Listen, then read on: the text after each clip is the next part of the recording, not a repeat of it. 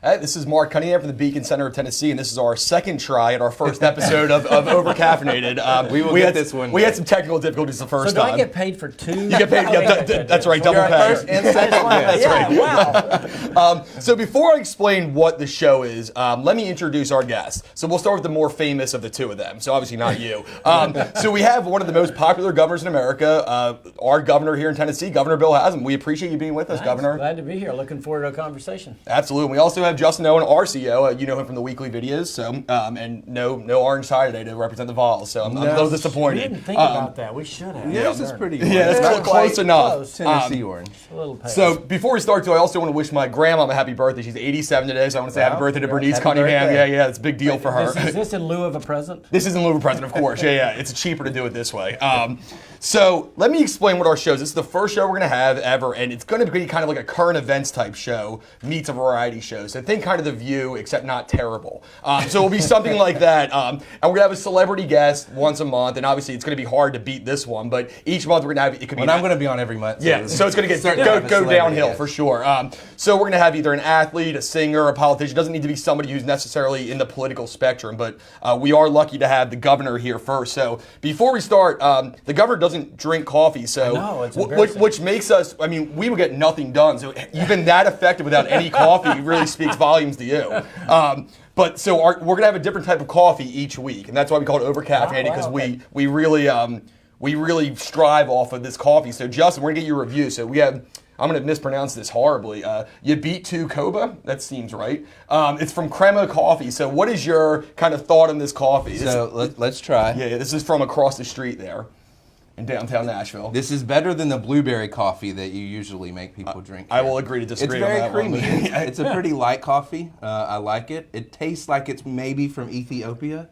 Or the Ethiopian region, yes. So look, wow, I'm very... Are you that good? I cheat. No, he read the entire label beforehand, so yes. But you do like it. What would you give it out of 10? Coffee. Out of 10, what would we call it? A 7? I would give it a 7, yeah. Not perfect. I've had better coffee, but it's not the worst either. Okay, I'll give it a strong. I prefer the Pilot coffee, to be honest. And that's my preference every time I get the highway. That'll work.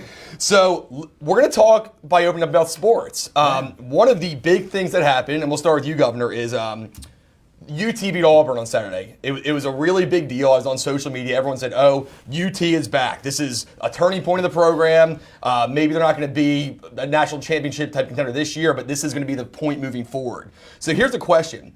Do you see it as a turning point in the program, or do you think it was just kind of a random win over a mediocre team on the road? I mean, what is this? Are they over-exaggerating? I'm going to go for somewhere in between there. I mean, Auburn is obviously not as good as everybody thought they were going to be. They've stumbled is a kind way to put it. On the other hand, Tennessee won on the road against a legitimate SEC team and showed some breadth in that. Passing game looked a lot better than it's looked in a long time. Quarterback played well. Receivers came out. So I'd put it on the encouraging span. I actually agreed with Pruitt when he came out after the Georgia game, where they got thumped pretty good, but said, hey, I liked what I saw in this team.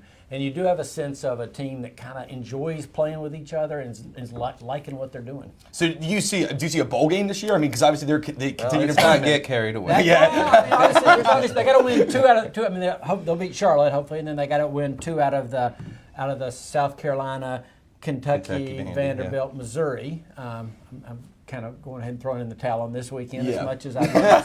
I'm going to go. Taylor, I'm going to be there. Producer is an Alabama fan, so she might shut us off if we talk too much. So, but I win 2 of those 4, and they're there, and I think I actually think they will be there. Okay, well, so yeah, and obviously Arkansas showed us you shouldn't look past mediocre opponents with a 27-point loss to North Texas. So maybe let's not count Charlotte out yet. Maybe you're right. So what do you think, Justin? I mean, do you see this as a turning point in the program, or are people on social media just crazy and just really over-exaggerating this win? As we're on social media, I'm not going to call people crazy right now. You guys aren't crazy, just the other people. So I do think it's a bit of a turning point. I think it's finally Pruitt starting to build that culture and that environment that he wants, but he's still got a team that he didn't fully recruit. He's going to have to take a few years to build his program, and so I think we've got to give him time. Hopefully, we said that with Butch, we said that with Dooley, we said that with others. Hopefully it won't be the same thing, but I see much better sparks of opportunity in Pruitt than I did in the last 2 coaches, that's for I think sure. the players are excited about playing for Pruitt. Yep. Which matters, and then do they keep within 4 touchdowns this weekend? I think it's a good. I think it's a good question. Is the line? I think it's around 30. So you think yes or no?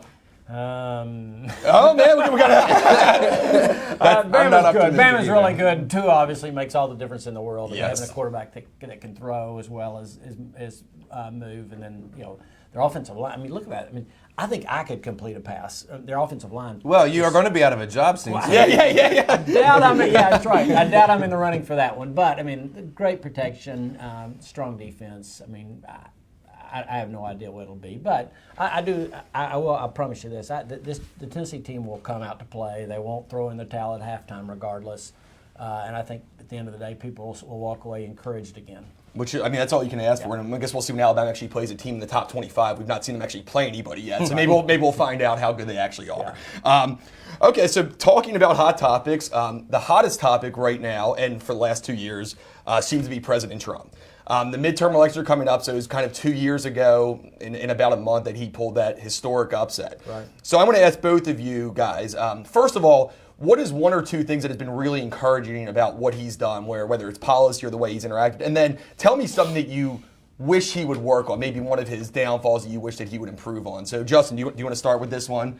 Yeah, I mean, obviously the tax reform has been a huge boon to our economy. I think that driving those types of reforms is important. I actually think that something that doesn't get a lot of attention is that he has surrounded himself with really smart people, particularly in the regulatory world and places that don't get a lot of media attention, but they're really rolling back a lot of regulations. So I think that's a good opportunity to really free up the economy even more than we've seen. And then what area should he work on? I think he needs to be a little more aggressive on Twitter. I mean, this has not really shown that. I didn't even know he had a Twitter account. That's crazy. No.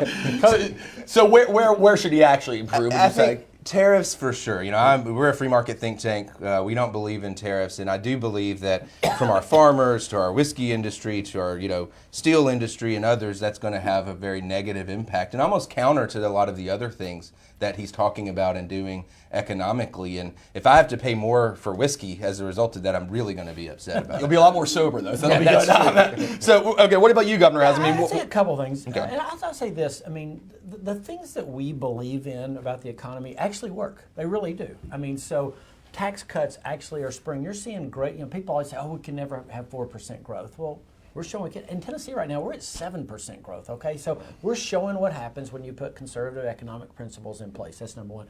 Number two, the states really were created to be laboratories of democracy, and there's a world of difference between this administration and the last one when we as the state call Washington. In the past, it was literally playing Mother May I.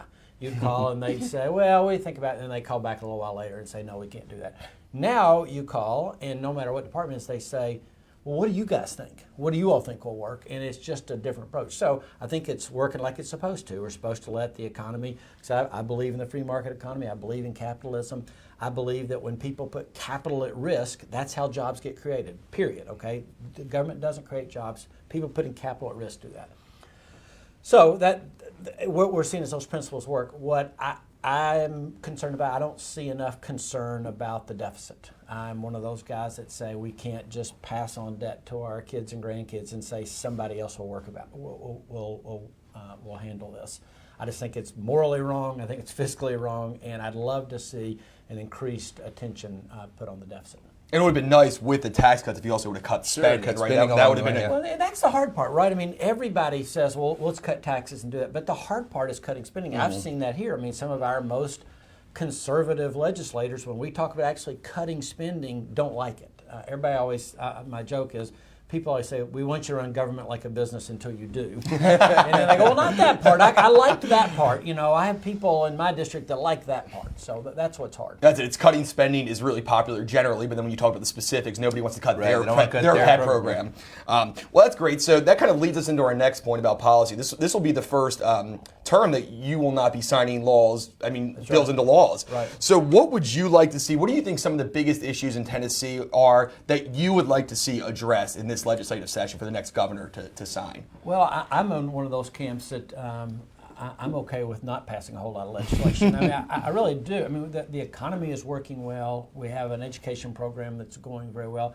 I would say it's time for us to to keep pushing on those things we've been doing as a state, to keep focusing on educational gains. I think some of the things you're hearing Bill Lee talk about of we do need to tie closer into the trades, and not just trades, but business in general, to say, tell us what you need. Who do you need us to train? And then we'll develop programs around that. We've done the first steps, but there's more of that to come.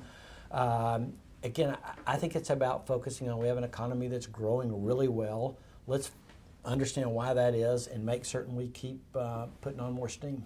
Great. And then Justin, what do you think? Is there a couple issues that you would really like to see the next governor address? Yeah, I agree with that. Education is huge, especially tying that gap in the skilled trade area as that continues to evolve. I think that, as the governor said, get government out of the way as much as possible and let free people run the economy and grow and create jobs and do the things that we've seen over the last few years. I think one area that's really going to have to be addressed, and it ties a bit to the opioid crisis, is criminal justice reform. I agree. I appreciate you, Governor, for really spearheading that and starting to start that dialogue with the Public Safety Act, with the Juvenile Justice Reform Act. But we were so far behind other states in that regard that we've got a lot of room to make up. And I think that either Dean or Lee will be a great champion of that, given their backgrounds and the things they're talking about on the trail. So I'm actually very optimistic that we can start to see some reform in that area. I agree. Now, I will say this. That's another place where the concept is easier than the reality. Everybody talks about judicial reform. Oh, yeah, I'm all for that. And then they come to it, and then the DAs bring their perspective to the table, and the judges bring their perspective to the table, and all of a sudden everything gets a little harder. But I do, and I think, I'll tip my hat to Beacon. I think you all played a nice leadership role there that have caused some people to think, well, hold on a minute, maybe my perspective does need to broaden here. Maybe Beacon's not so bad. We get that a lot too. Maybe they're not the worst organization from the liberals. Well, I remember you met with us when we brought the Beacon and ACLU together, and you were like, "What is going on here?" I kind of looked out in the hallway and like, security. Somebody help me. Well, but actually, I do think. I want to come back to that because it is. We obviously live in a very polarized country. Everybody knows that. But the concerning thing is, there's a sense of those folks on the other side are bad people, and I hate them. And that's not really helpful. So I think that's a good example of, like, there are some things that we can agree on, and let's go see if we can do this. I do think it's about trying to solve problems. At the end of the day, government's about solving problems. And that's one that I think is a problem. We are behind the curve, and I encourage your efforts to keep going there. Thank you. Absolutely, and it's always good to be respectful too, even when you disagree. I mean, I think we had different views on Medicaid expansion here, but as long as I know you're not very respectful to Justin. No, I mean, he doesn't deserve it. You have to earn respect. Okay, That's the issue. Yeah, no, I'm just curious. Yeah.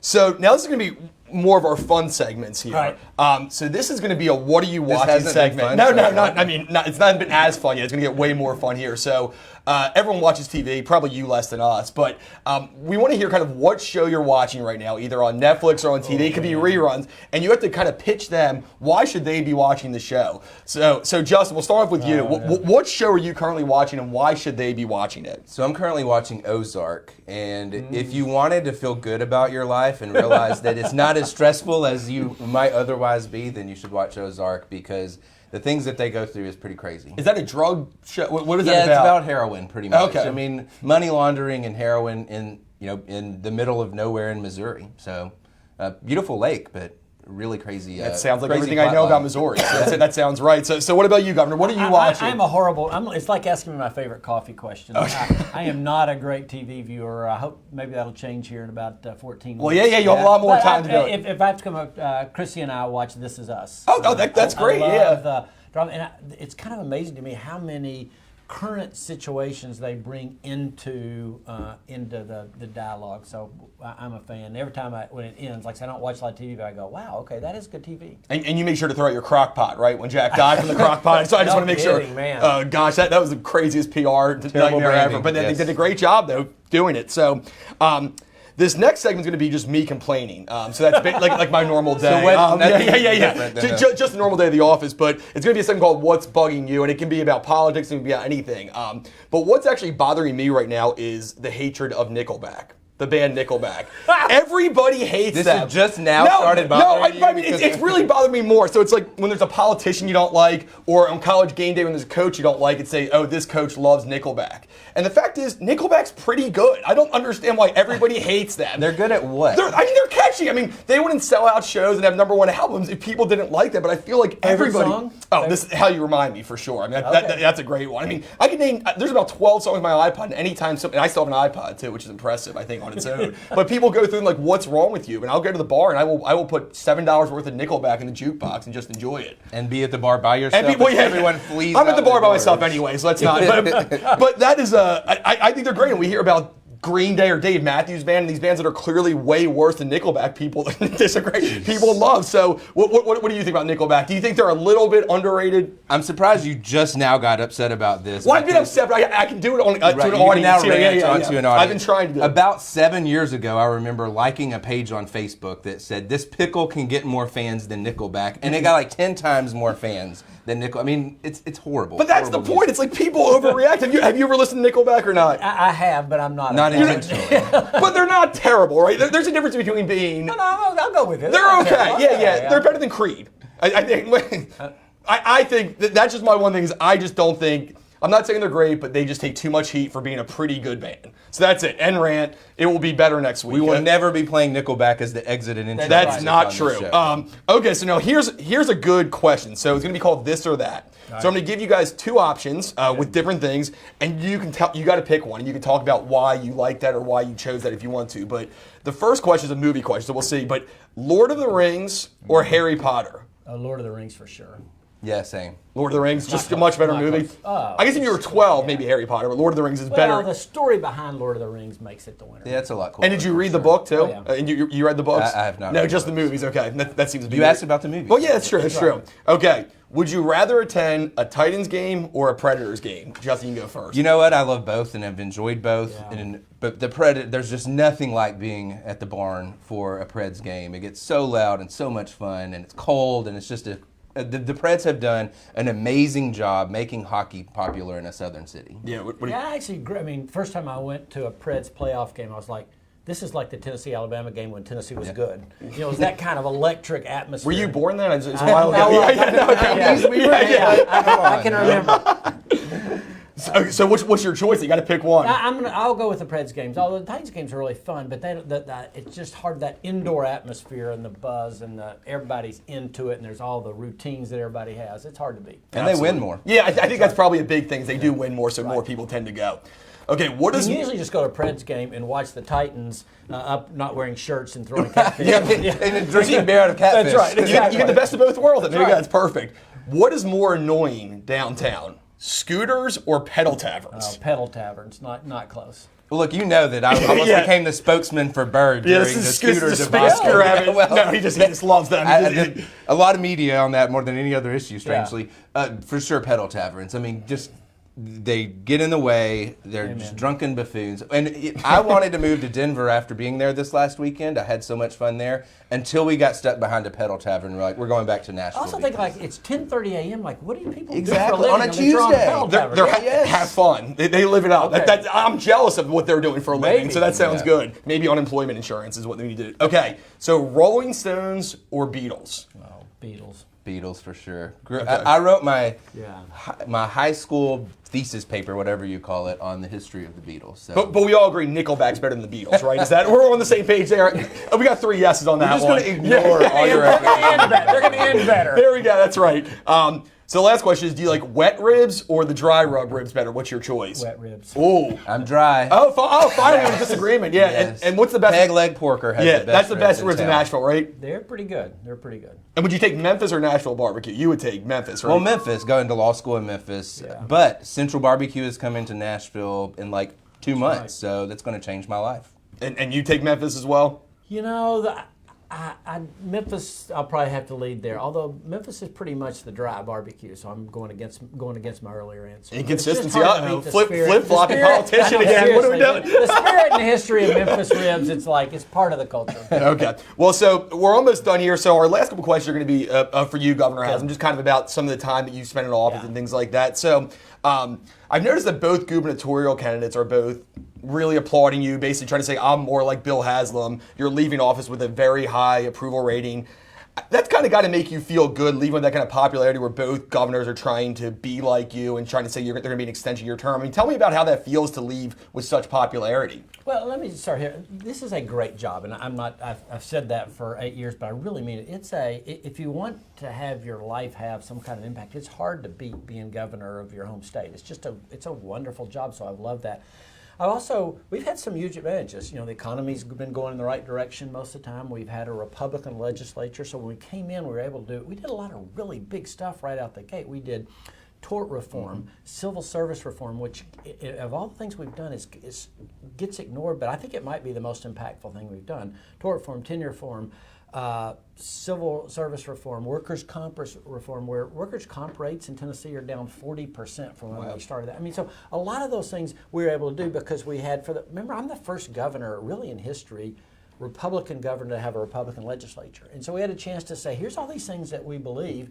What happens if we put them in practice? So we've cut $700 million in recurring annual taxes, which is like 9 times more than anybody else has done. So we had a set of circumstances we were able to walk into, some really good partners to do it with.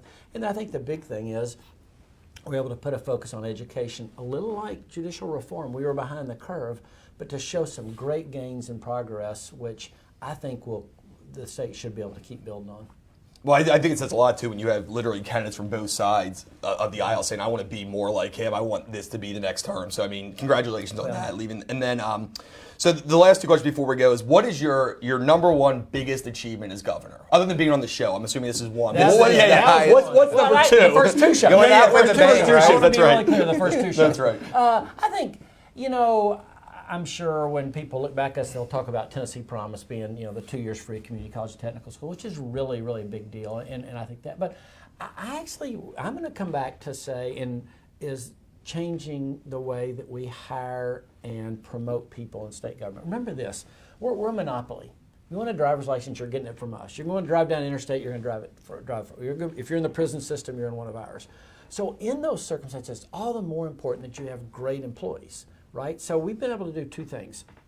I've been able to change it so now who gets promoted is not who's been breathing in place the longest, but who actually is the best. And we go out and recruit people. What a novel idea to come work for us. And then number 2, we've shrunk state government. We have 7% fewer workers than we did before. But number 3, by the way, we're paying them more.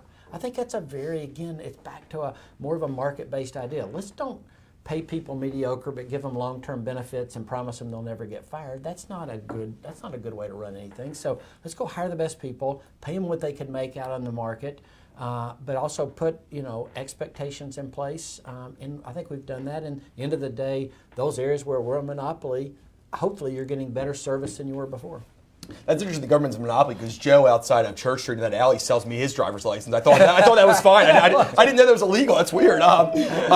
So then the very last question is, and maybe you can make news here, I don't know, but what do you plan on doing next? Before you answer that, though, isn't it kind of weird? So most people, when they leave their job, they don't also get kicked out of their house, lose their driver. Do we need to start a GoFundMe page? A GoFundMe for Governor Haslam, yes. You lose your house, your driver, you lose all your job, you lose all this, and you lose the ability to go around the security line at the airport, which is the most important thing. I honestly don't know. We kind of decided early that we didn't want to spend a lot of time while we were here thinking about what was next. We would just kind of be head down, finish, and then when we're done, we'll take a step back and figure it out. So I mean, I've been a mayor for 7 years, a governor for 8 years. I've loved both of those. If I don't ever get to do another public service job, I'll really miss it. But on the other hand, I don't know. Are you open to another public service job? Well, again, I don't think you ever say never. Yeah. But obviously, when Corker said he wasn't going to run again, I thought about running for the Senate, but there's really 2 or 3 things. I didn't want to spend my last year in office running for Senate, which you would have done.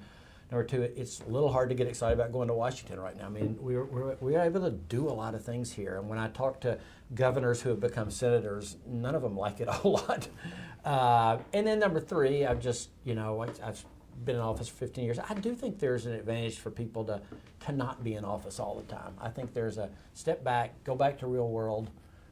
And then if you decide you want to again, think about it then. And Absolutely. if Pruitt really doesn't turn things around, maybe head coach Yeah, let's at hope UT. not. Let's hope we don't go there. Let's You hope can, we you don't can just go be a there. Nickelback groupie, follow him around the country too if that's you the want. other Yeah, possibility. it's one of those two. Well, Stagehand. yeah, well, that's all the time we have. This is our first show, so Governor, we really appreciate you being with us. It's a great way to kick off this show, and we really enjoyed your commentary. So thanks It's for only being going to with go us. downhill from Yeah, I doubt this that. is the top. It's going to go I like doubt this, that. but we really do appreciate you coming in and spending some time with us. Thanks. It's good. I appreciate you guys. Absolutely. Well, we will see you again in about a month.